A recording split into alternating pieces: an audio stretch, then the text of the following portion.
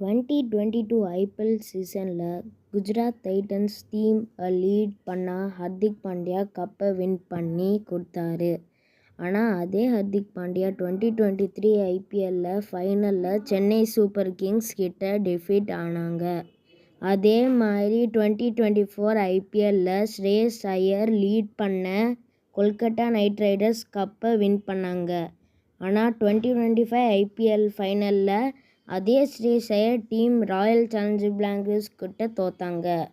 2025 ஐபிஎல்லில் RCB கப்பை win பண்ணுமா பண்ணாதான்னு ரஜித் பந்திதார் நிறைய கொஷின்ஸ் ஆடியன்ஸ் கிட்டேருந்து வருது.